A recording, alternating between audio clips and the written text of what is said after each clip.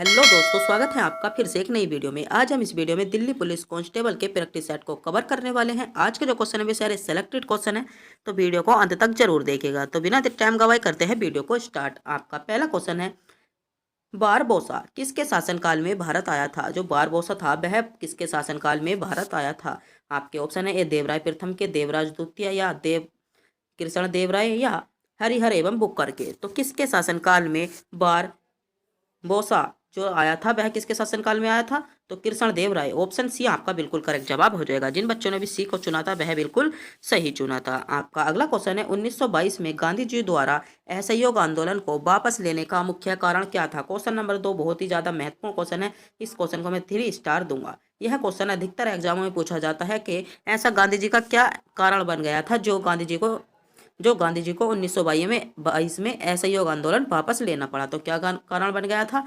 B आपका correct जवाब हो जाएगा। भीड़ ने उत्तर प्रदेश के चोरी चोरा कांड एवं पुलिस स्टेशन में आग लगा दी थी। क्या जो भीड़ हो गई थी उसने उत्तर प्रदेश के चोरी चोरा कांड में एक पुलिस स्टेशन को क्या लगा दी थी? आग लगा दी थी। तो इसी कारण असहयोग आंदोलन को वापस लेना पड़ा। तो ऑप्शन बी आपका बिल्कुल सही जवाब हो जाता है।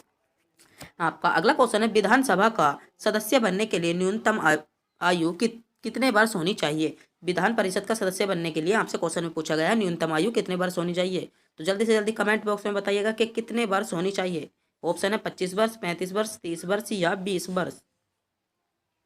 तो कितने वर्ष उम्र होनी चाहिए? 30 वर्ष। सी विकल्प जिन बच्चों ने भी चुना है वह बिल्कुल सही विकल्प चुना है। तो सी विकल्प आपका बिल्कुल करेक्ट जवाब हो जाएगा। आपका अगला क्वेश्चन है, भारत में कितने राज्य में द्विसदनीय व्यवस्था है? आपसे क्वेश्चन में पूछा गया है कि द्विसदनीय व्यवस्था भारत के कितने कितने राज्यों में है? 6, 7, 8 या 9 राज्यों में?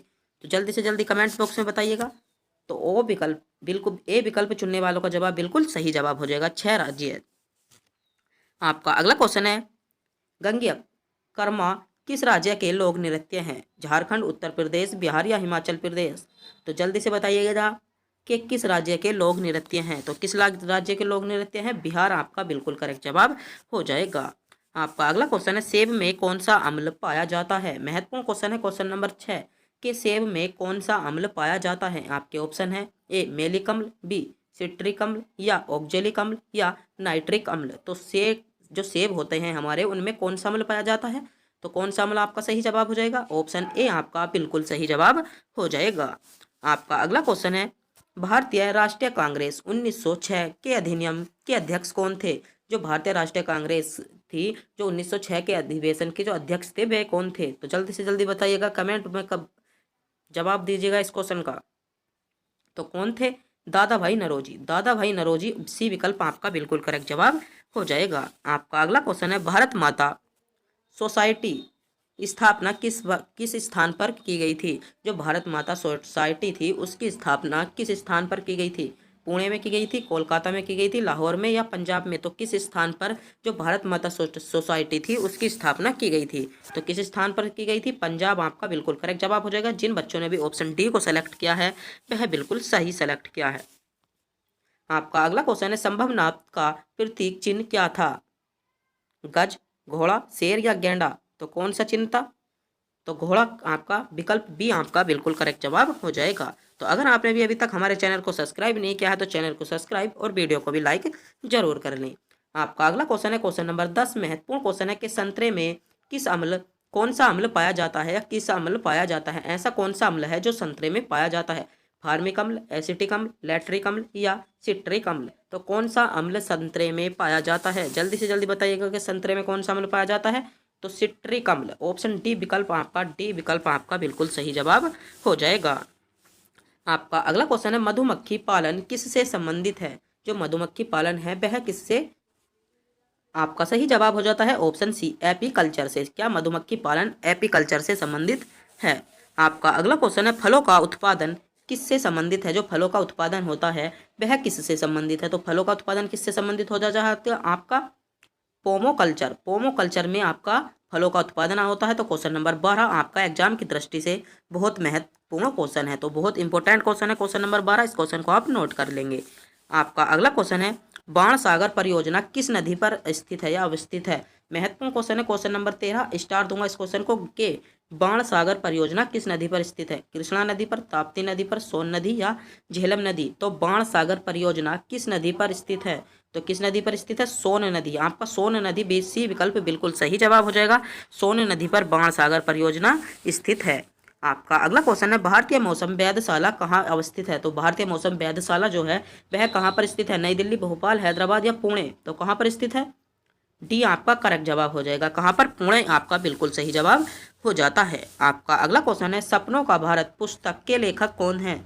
जो सपनों के भारत के रचयिता कौन है? आपको बताना होगा कि सपनों के जो भारत पुस्तक है वह किसके द्वारा लिखी गई है? मौलाना अब्दुल कलाम आजाद द्वारा, जवाहरलाल नेहरू द्वारा, डॉक्टर राजेंद्र प्रसाद द्वारा या महात्मा गांधी द्वारा? तो सपनों का भारत, सपनों का भारत तो किसके द्वारा? महात्मा गांधी। डी विकल्प आपका करेक्ट जवाब हो जाएगा। आपका अगला क्वेश्चन है बिहार में सर्वप्रथम किस विद्यालय की स्थापना हुई थी?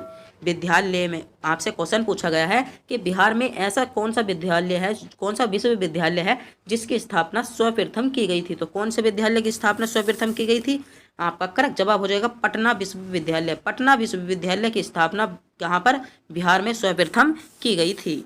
आपका अगला क्वेश्चन है स्वतंत्र भारत की पहली बहुउद्देशीय परियोजना कौन सी है? महत्वपूर्ण क्वेश्चन है क्वेश्चन नंबर 17 के स्वतंत्र भारत की पहली बहुउद्देशीय परियोजना कौन सी है?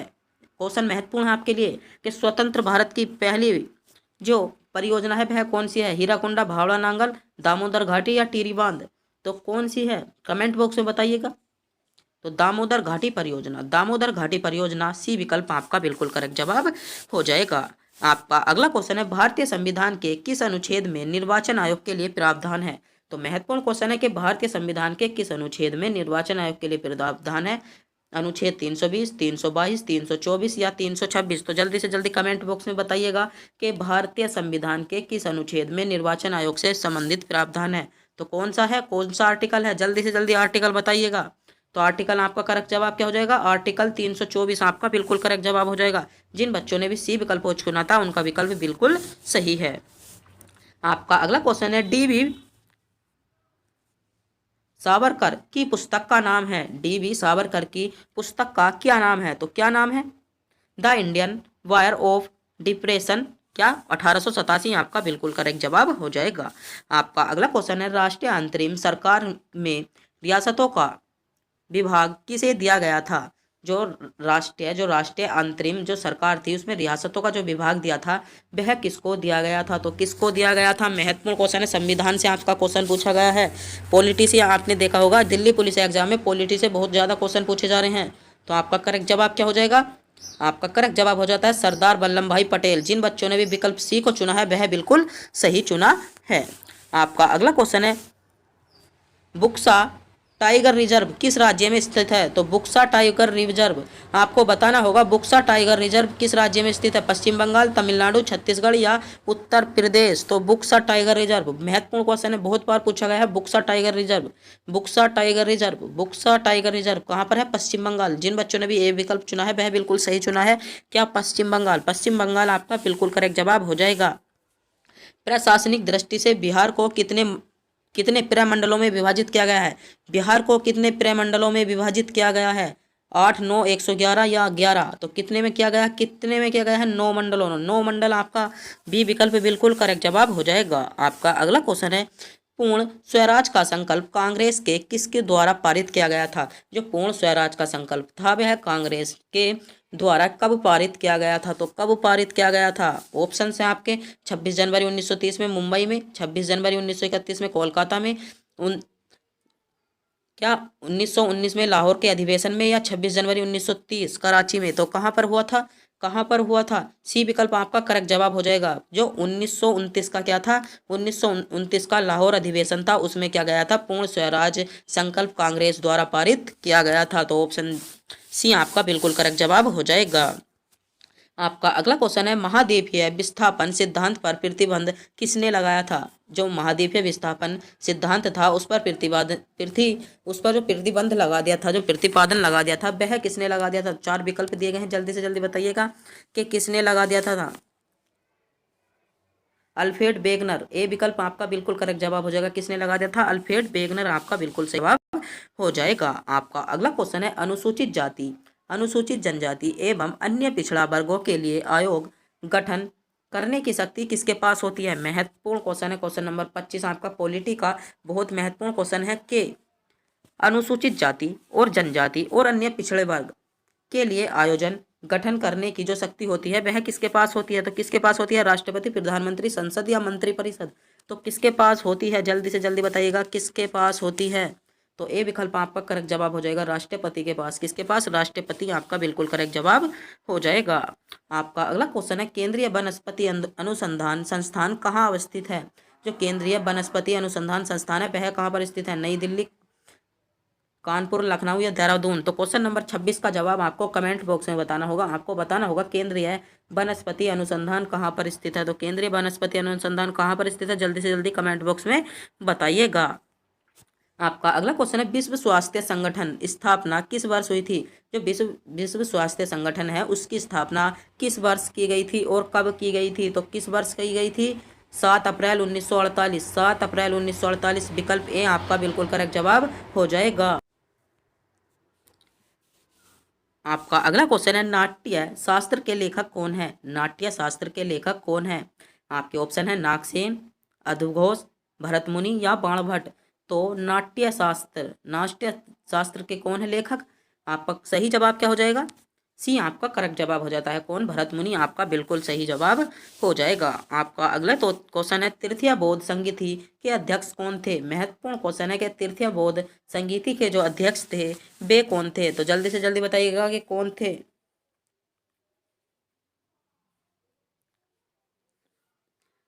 मोगली पुत्र तिस आपका बिल्कुल करेक्ट जवाब हो जाएगा। जो तृतीय बौद्ध समिति थी उसके जो अध्यक्ष थे वे कौन थे? मोगली पुत्र तिस आपका बिल्कुल सही जवाब हो जाता है। आपका अगला क्वेश्चन है भारत के आज़ादी के समय वित्त मंत्रालय किसे दिया गया था? जो भारतीय आज़ादी हुई थी उस समय वित्त मंत्रालय किसको दिया गया था? आपसे क्वेश्चन में पूछा जा रहा है कि भारत में आज़ादी के समय जो आज़ादी के समय वित्त मंत्रालय था वह किसको दिया गया था? तो किसको दिया गया था वित्त मंत्रालय? लियाकता अली खां को। किसे? लियाकता अली खां। विकल्प सी आपका बिल्कुल सही जवाब हो जाएगा। आपका अगला क्वेश्चन है भारतीय राष्ट्रीय कांग्रेस के 1934 का मुंबई अधिवेशन जो अधिवेशन के अध्यक्ष कौन थे? जो मुंबई में अधिवेशन हुआ था 1934 में भारतीय राष्ट्रीय कांग्रेस का, उसके अध्यक्ष कौन थे? पंडित जवाहरलाल नेहरू, दादा भाई नौरोजी, श्रीमती सरोजनी नायडू या डॉक्टर राजेंद्र प्रसाद? तो कौन थे?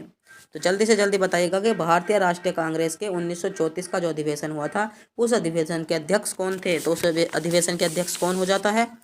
डॉक्टर राजेंद्र प्रसाद। डी विकल्प जिन बच्चों ने भी चुना है वह बिल्कुल सही चुना है। तो डी विकल्प आपका बिल्कुल सही जवाब हो जाएगा।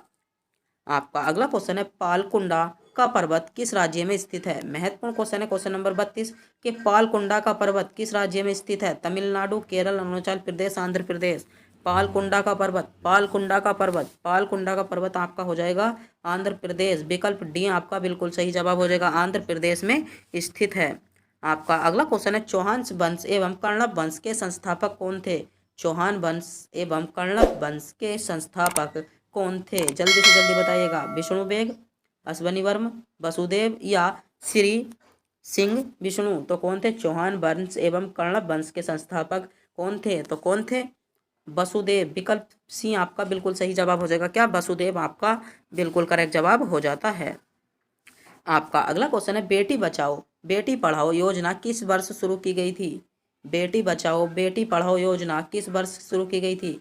10 जुलाई 2014 को, 22 जनवरी 2015 को, 9 मार्च 15 को या 26 जनवरी 2016 को? तो बेटी बचाओ बेटी पढ़ाओ योजना किस वर्ष शुरू की गई थी? तो बेटी बचाओ बेटी पढ़ाओ योजना किस वर्ष शुरू की गई थी?